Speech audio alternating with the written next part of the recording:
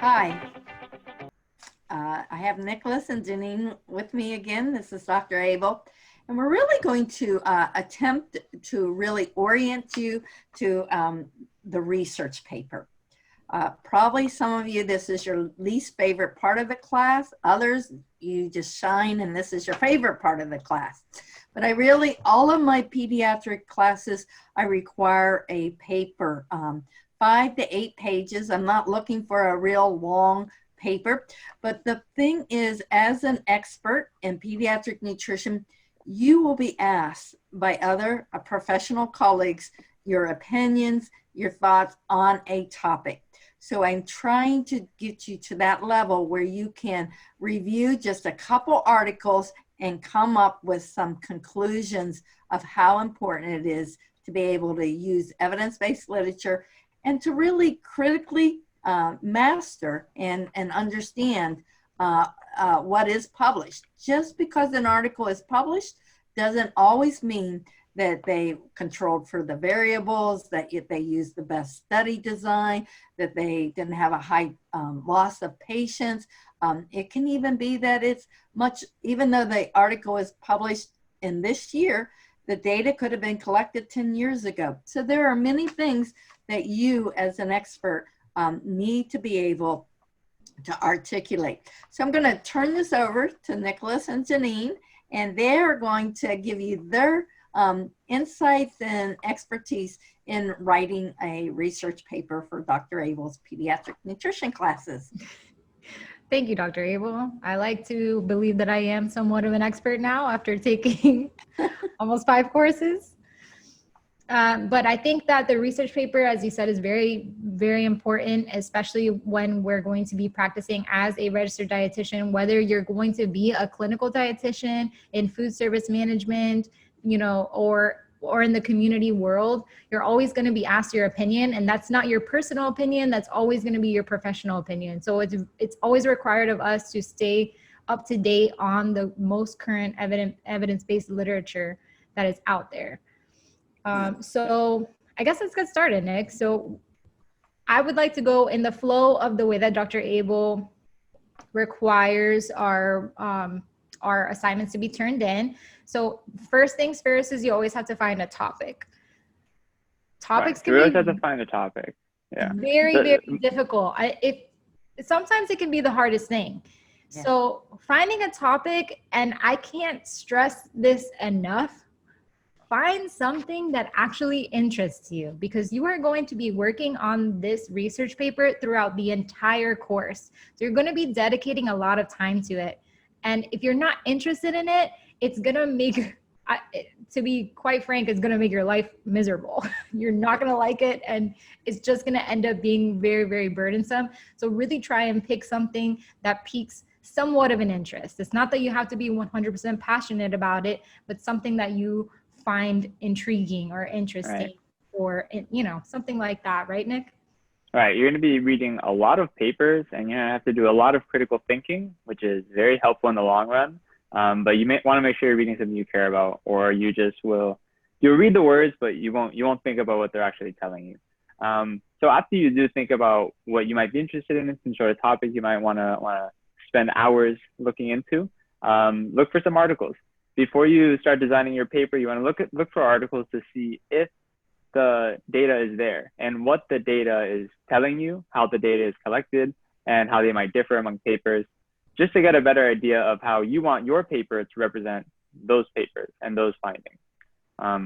So again, finding the topic it can be a little long, a little challenging, but one of the most important parts. And the first thing you have to do. And I think it's very important. We do need to find primary articles, not secondary articles. So you can look at a review to see what type of literature is out there. However, if that literature is very out of date, you want to try, although some of the very, older articles are very concrete in their findings. So it's not to knock them out per se, and it's not that you can't use them, but it's just to make sure that you are completely up to date and see if there are any new studies. So you want to make sure a primary article doesn't mean that it has to be a randomized clinical trial or, some type, a primary article can be a cohort study. It can be a prospective study. It can be a case control study.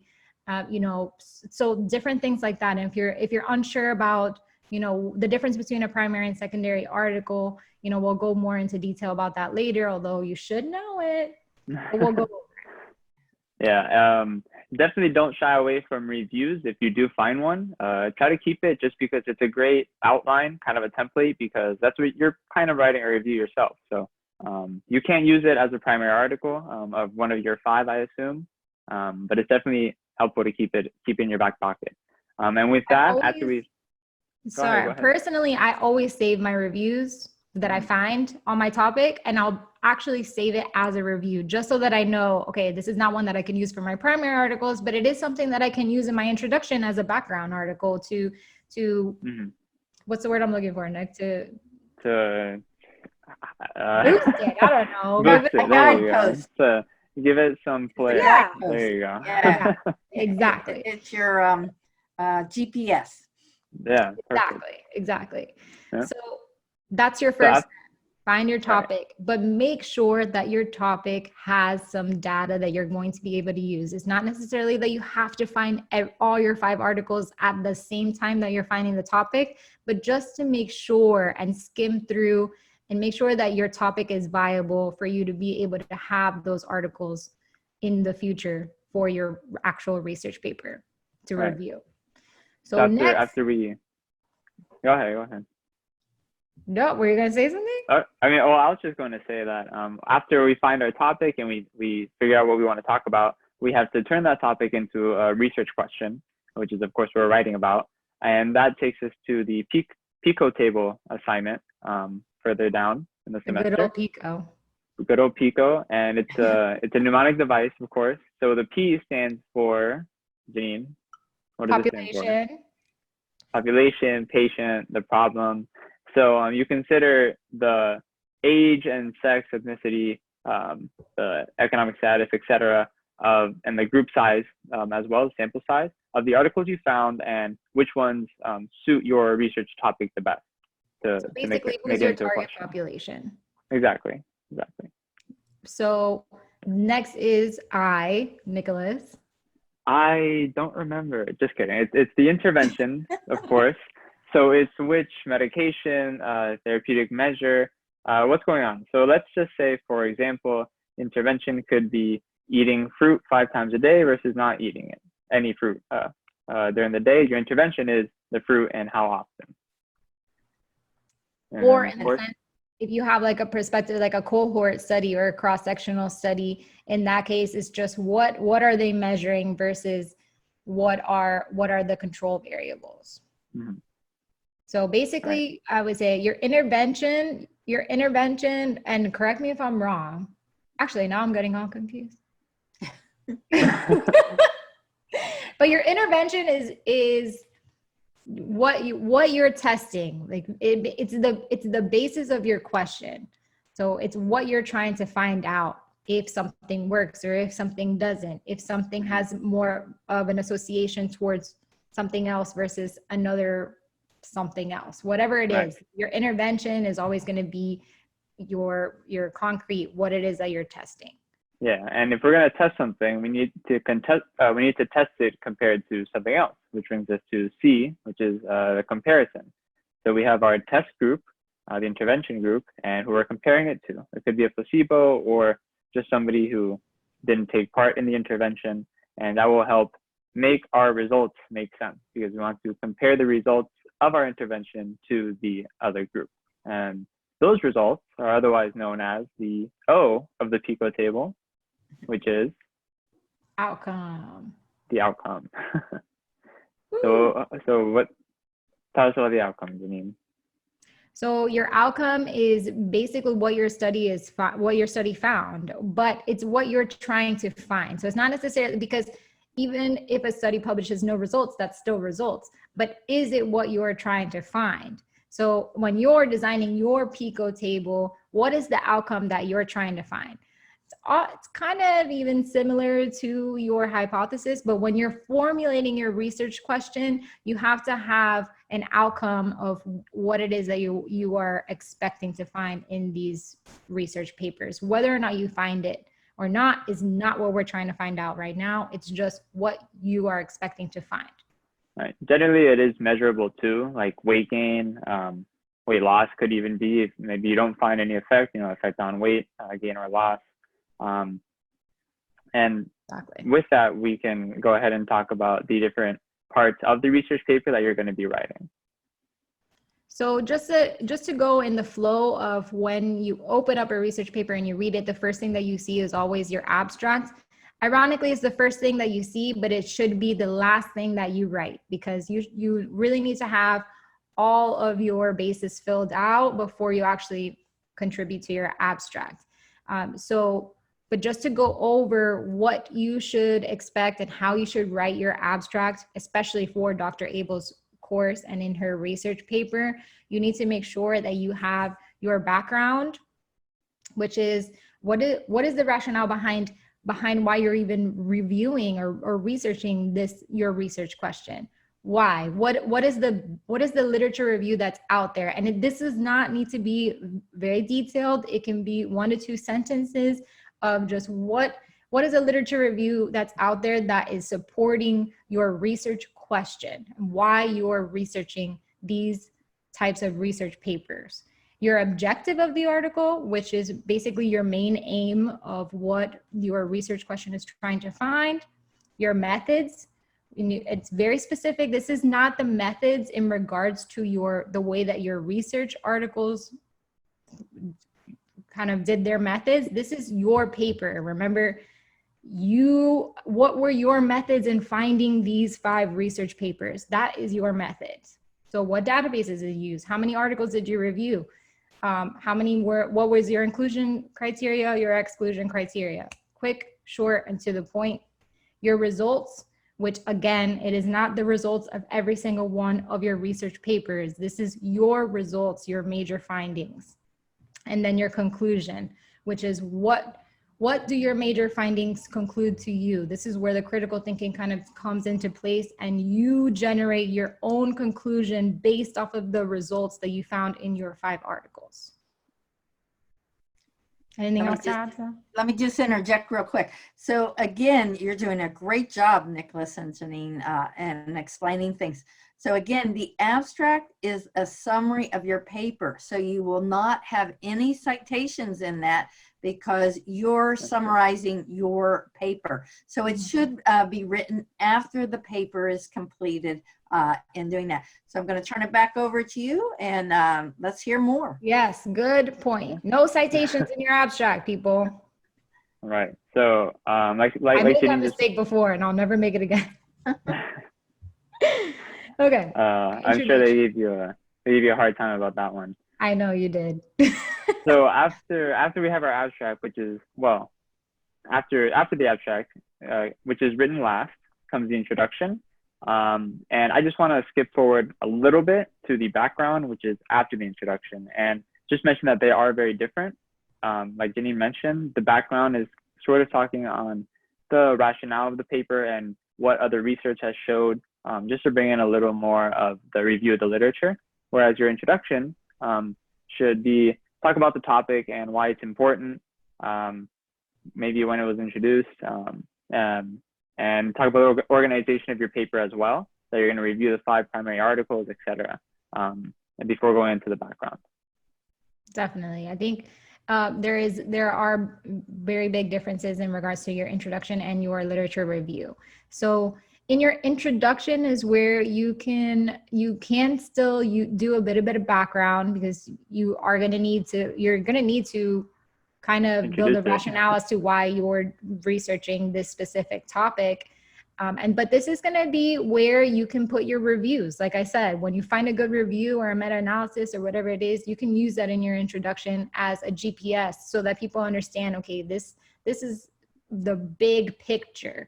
And then your literature review and your background is going over mainly what I've found to be kind of the best guideline is your literature review should go over primary articles that have already done very similar studies to the ones that you're reviewing, to kind of give a background as to why you're going to be reviewing the 5 primary articles that you're reviewing, is because there's been a lot of other research out there that have found such and such.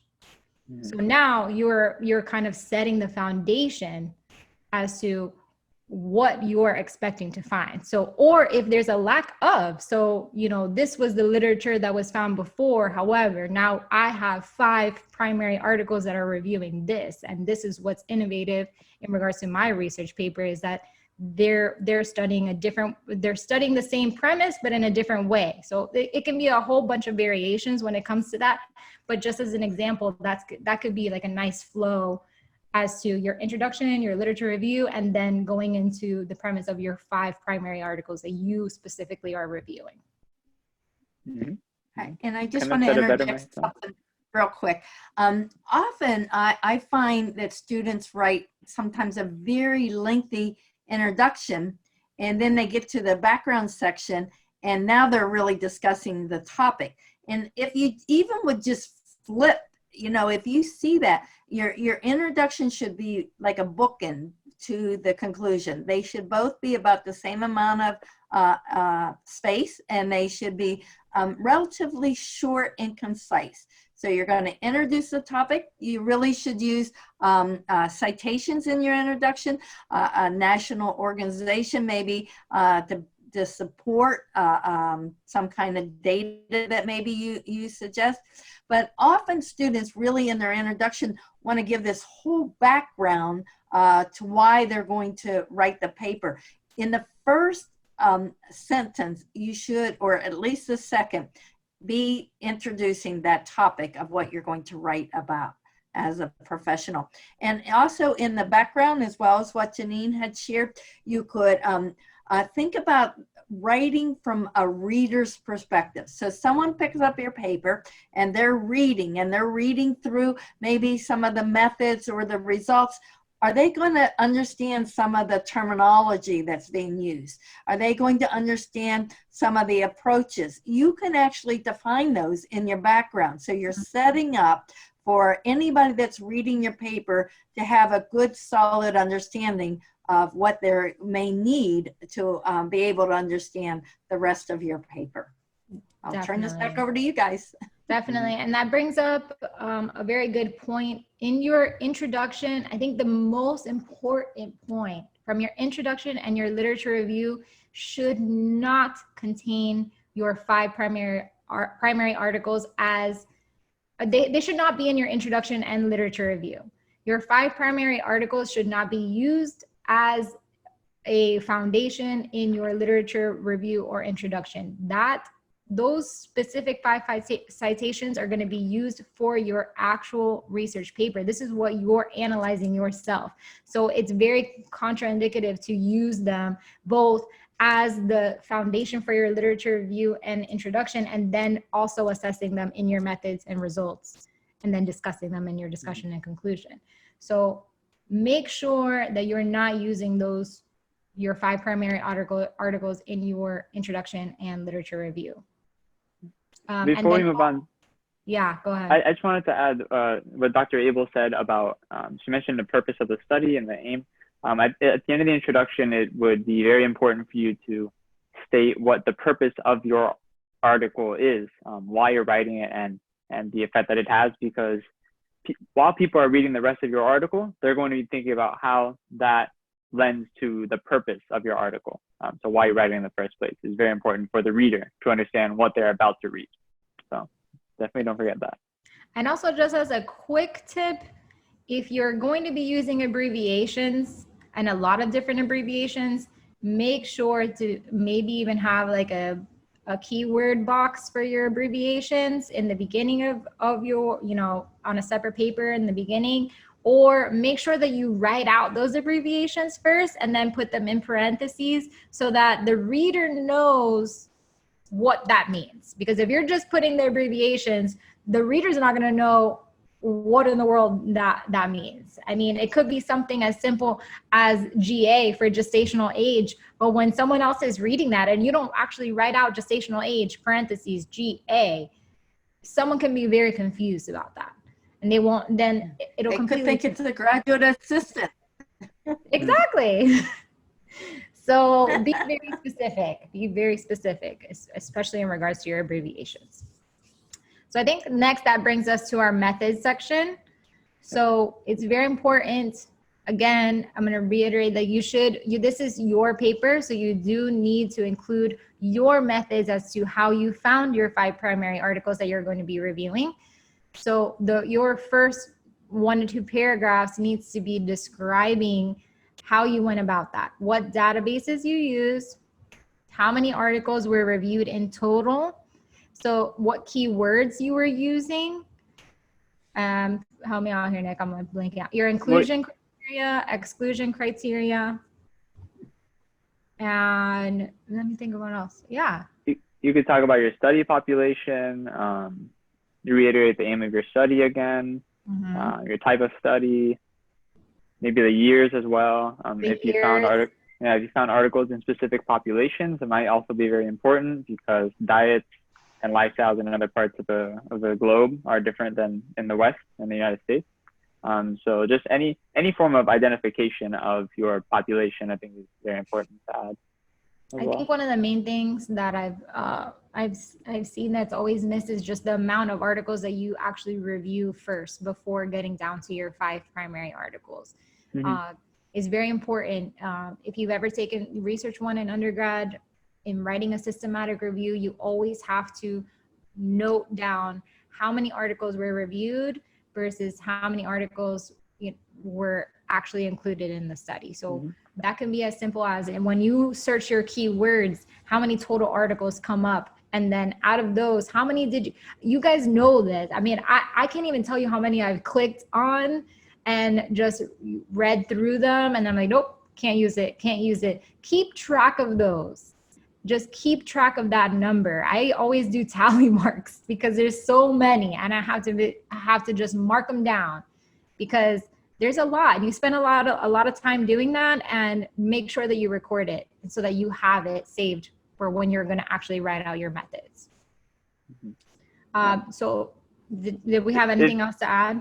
Yeah, if once you are looking for your topic and you put in your keywords, on the left-hand side, usually there's ways to filter your search to drop it down to as many articles as possible. You can filter it by type of article, because you always want to have the same type of article that you're using in the review that you're writing. So it would make more sense to review 5 randomized controlled trials than 2 randomized controlled trials and 1 observational and 1 a different kind. So your results can make more sense. So that's one way to filter out your articles when you're searching for it. And it can also tell you how many when finding your 5 primary articles. Try to stick to the same type of primary article. If you're looking at randomized clinical trials, stick to randomized clinical trials. If you're looking at cross-sectional studies, stick to cross-sectional studies. Observational studies, stick to those type of studies, because they're going to be their methods are going to be similar, and the way that they analyze their results are going to be similar. So it does make it, while it can't be done all the time though, I will say, I've had different primary articles where I've had, an observational study versus a cross-sectional versus a cohort. And it does make it a little bit more difficult to critically think through those articles, but sometimes it's just not feasible.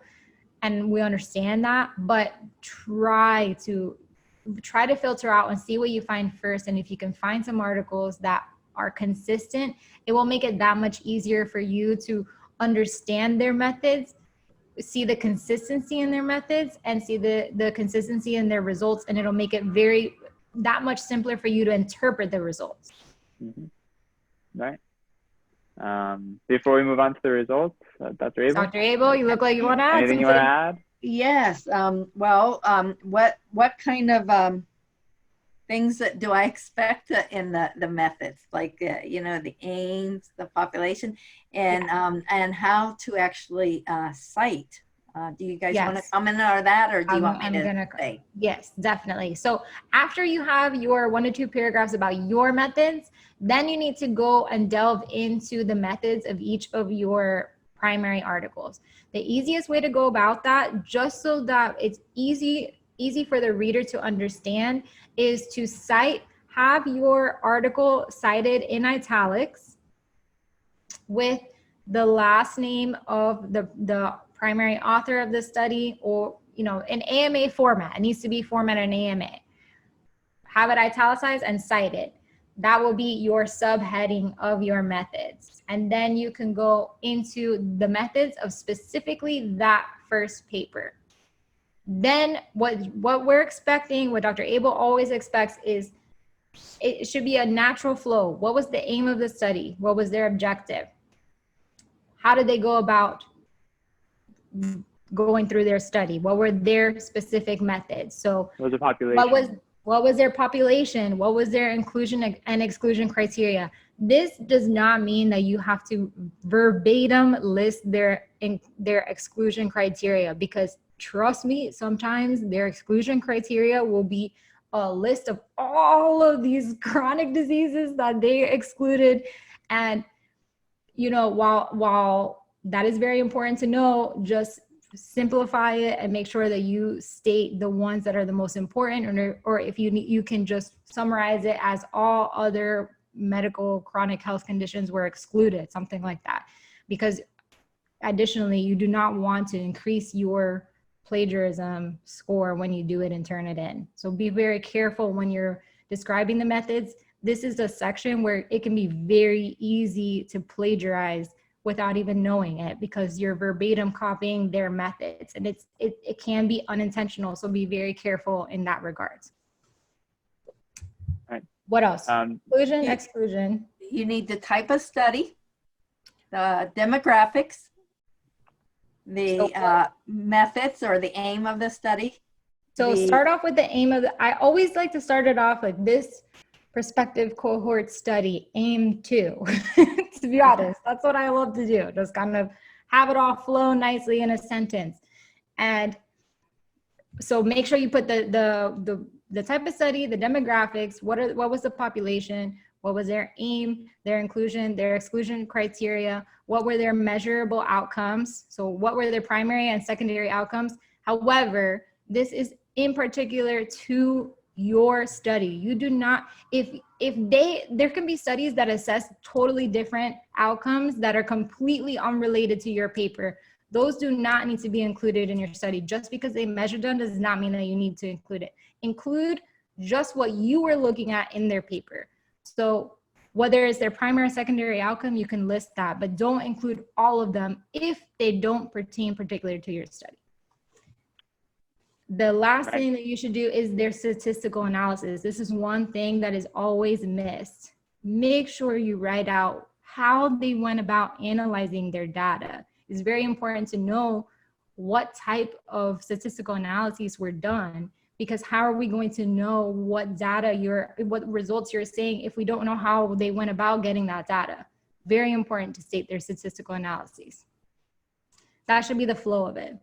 Did I miss anything, Dr. Abel? No, you did a great job. The only other thing that I want to just speak to was the citations. So once you cite that primary author's name up there in the subheading, the little, you will not need to cite every sentence or the rest of that paragraph. No. Once you get to results, you're going to use that same author's and title again, and you're going to have to cite again. But within a paragraph, you only have to cite the first time you use the author, and then not until you use that author again will it need to be cited again. Definitely. Well, the results section should have the same format as the methods. Exactly, section. Yeah. Same format. So having that last name as the subtitle with the citation, and then the rest of the paragraph, you don't have to cite it anymore. So the results, easier for us guys, makes it that much easier. Yeah. That's true. So like you mentioned, for the methods, this is a place where you might end up getting a higher plagiarism score than you might expect, because people tend to copy things verbatim. But it's very important to keep things in your own words here, and to just go through the important results. So like Janine mentioned, you don't have to list every single result if it's not pertinent to your topic or your question. But it is important to talk about positive results and negative results, or no results, as long as they are pertinent to your topic. And of course, excuse me, include the p-value and the specific measurable, like numbers, numerical values for the outcome variable that you're looking for, so that we know how much things changed numerically. Definitely. And sometimes it's not always a p-value. Sometimes it's an odd ratio. Sometimes, and in that you have to include the confidence interval. Sometimes it's just measuring the actual mean. And when you're actually doing the mean, you make sure that you include the standard deviation. That always needs to be included in your results. So whatever the numbers are, make sure you include them, because if you just say, oh, this was found to be more significant than this, but you don't have any numbers there, even if you just put a p-value, sometimes if they're saying like, oh, this was more significant than this outcome, and you just have a p-value, how are we supposed to know which one's higher, which one was lower?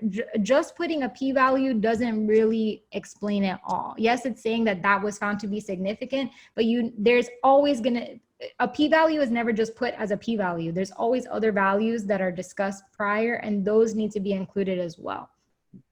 I've done it plenty of times myself where I have forgotten to put those values and I've got dinged on that. So remember to always include those values.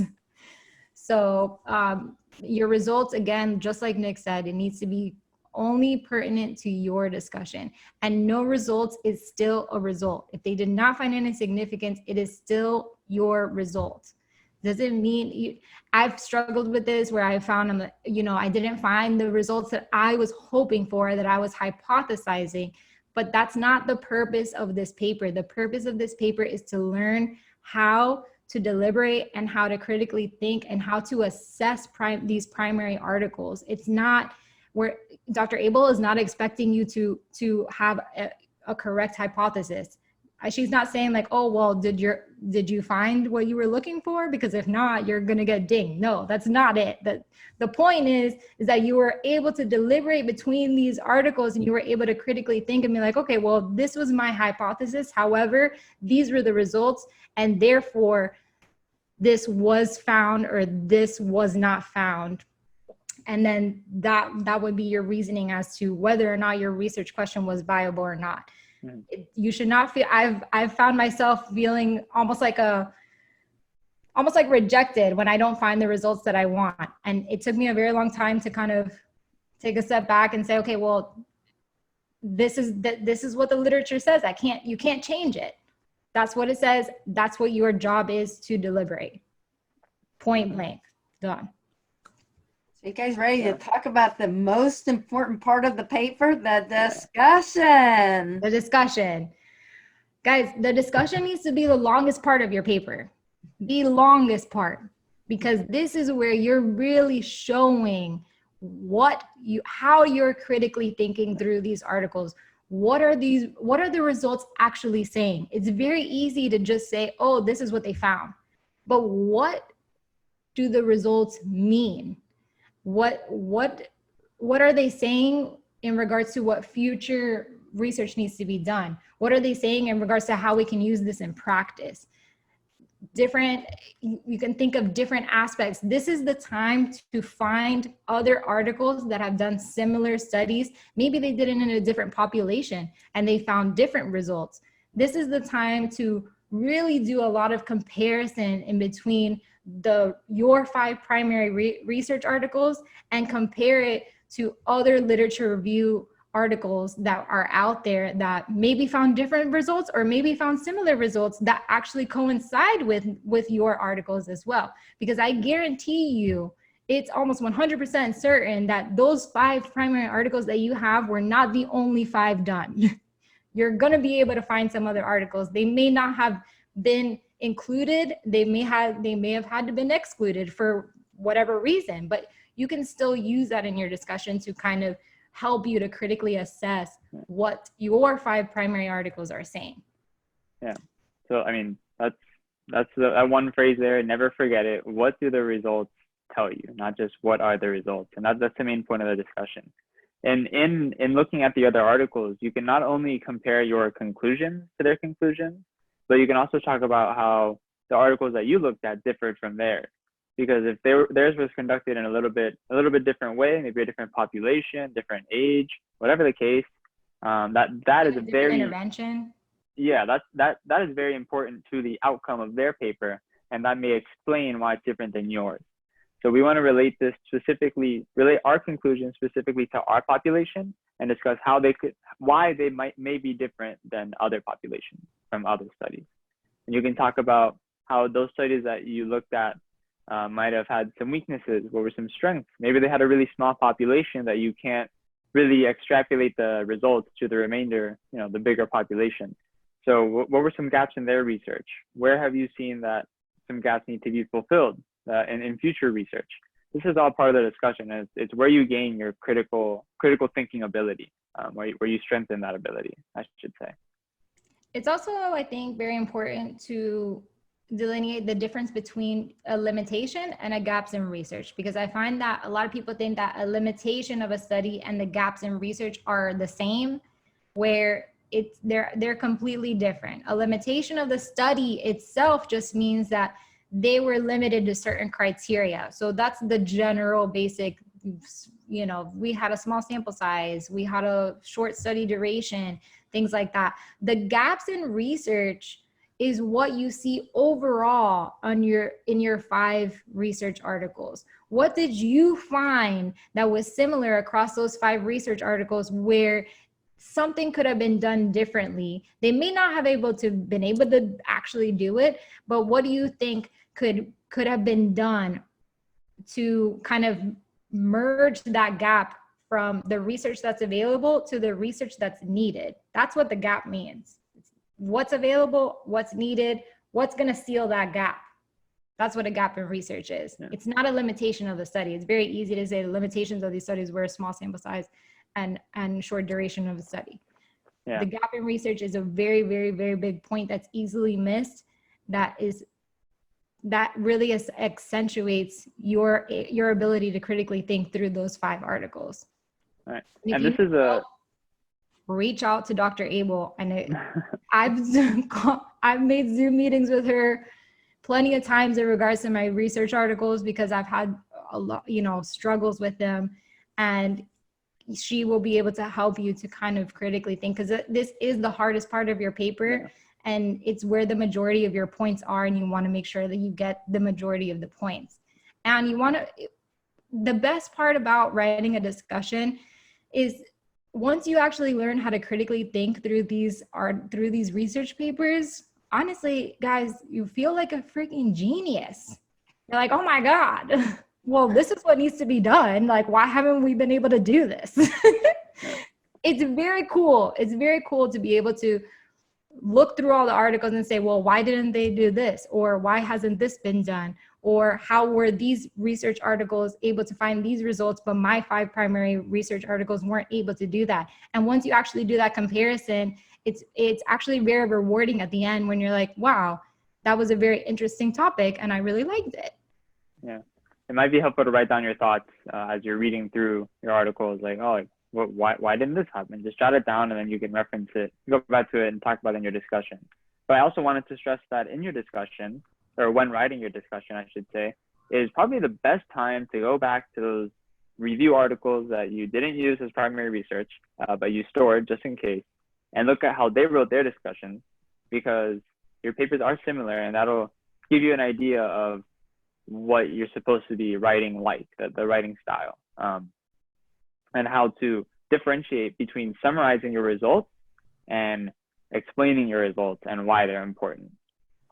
Also important to note that your discussion is not your conclusion. Mm-hmm. They're very different. So did we cover everything that needs to be in the discussion? Your gaps in research, strengths, limitations, your ability to critically think through those articles. This is your chance to compare it to other primary articles aside from your 5 that have either found coinciding results or different results, and compare that. That's going to be where you're going to be able to critically think. It's not going to be something where you're going to read it and just know off the top of your head. You have to do the work. You have to find the research, read through their discussions, read through other papers' discussions, and really find out what you're going to be writing about in your discussion. It also helps to outline it. Once you're actually doing Dr. Abel's research outline in your discussion, that's where you should really be finding your 3 or 4 major points that you want to discuss. It helps to have, 3 or 4 subheadings as to what you're actually going to delve into in your discussion.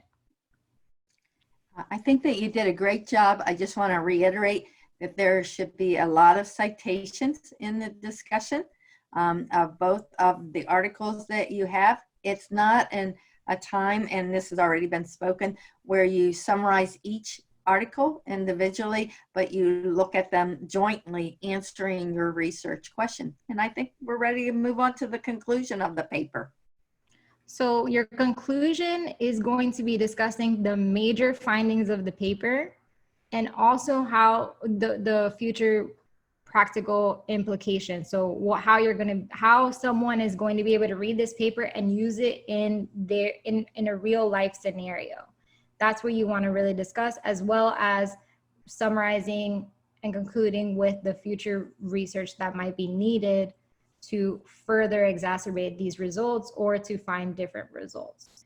It should be very short, sweet and straight to the point. That's not to say that it needs to be like 1 sentence, obviously. It should be, I would say a minimum. Mine always comes out to like 2 or 3 paragraphs, or even a nice lengthy paragraph, right, Dr. Abel?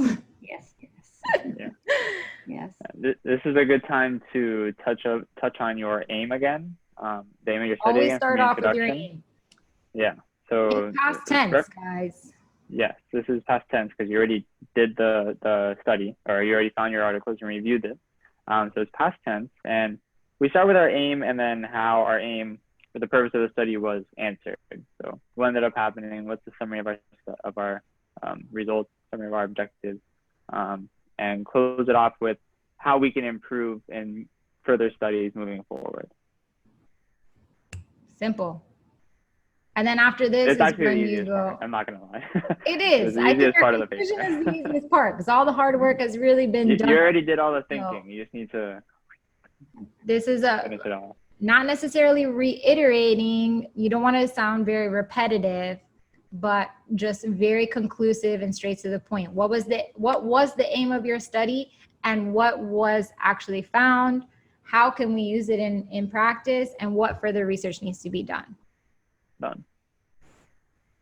Yeah. All and then your references. you guys... That was the references, of course. AMA. And throughout this whole process, of course, we have Dr. Abel as a reference, but we also have a librarian. Her name is Barbara Sarando, and we're going to post her room information, telephone number, email, all below, as well as information on the writing center we have on campus in the library that can help go over your papers and just give you tips and pointers on how to write your paper. Yes. And also, if you guys don't already have this, the Academy of Nutrition and Dietetics has an evidence analysis manual, and this goes over everything that you need to know when writing a systematic review or a review paper in general. And this is the Academy of Nutrition and Dietetics guidelines. So this is almost like a Bible when going through research articles. What I was saying previously, if you didn't know the difference between a primary and a secondary article, if you don't know how to form your PICO the way that Dr. Abel is expecting you to, it goes over the PICO.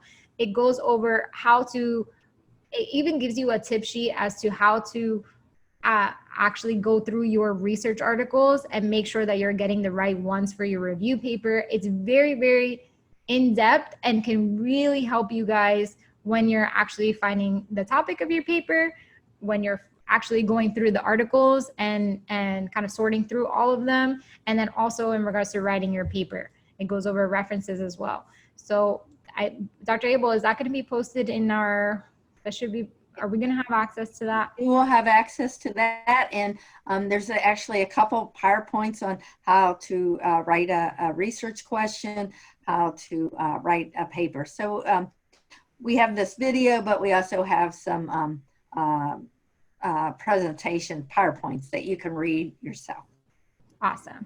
So is there anything else you guys want to share? I think we did a very thorough job, or you guys did a very thorough job, and I know that some people really get anxious about writing a paper, but you can still get a decent grade in this course, even if you fail the paper part. But really to learn, I've watched students go from the pediatric course to the last course, and I cannot believe they're the same student writing. It's amazing how much with feedback and practice, and the best way to become a good writer, you have to write. A lot of people don't realize what it takes to become a good writer and get feedback, which sometimes is Yeah, it's hard. Hurts. The other thing I would encourage you after you write your paper is to read it out loud. When you hear yourself speaking the words, sometimes you're like, wow, that didn't really make sense, did it? Or you maybe have the verb tense going the wrong way. You know, again, in your conclusion, in your abstract, it should be past tense. I always have someone peer review it as well. I think peer review is always helps, because having another set of eyes on that paper, it can eliminate the simple grammatical errors, and definitely get a different perspective as to whether something doesn't really make sense or not, or something like that. So I definitely encourage peer reviewing as well. I believe that you are the most biased person to read your paper. So you should not be the last person to read your paper because you wrote it. Whenever I write a paper, I think, oh, this is amazing. I'm done. Turn it in. And it's not always the case. It generally isn't. But I would just say to have fun with your paper and enjoy it, because it's a learning experience. And if you pick something you like, and you like learning, then I don't know, it's a match made in heaven. So enjoy your paper. Don't hate it while you're writing it. And the topic has to be related to the pediatric course that you're in. So do remember that when you're picking a topic. Yes. All right. I think we've been very thorough, and I appreciate. Thank you both, Nicholas and Janine. Thank you for having us. Thank you. It will be helpful for the student to have someone actually talk to them and let them know. So great. I hope this helps, guys. All right. Good luck on your Bye, paper. everyone.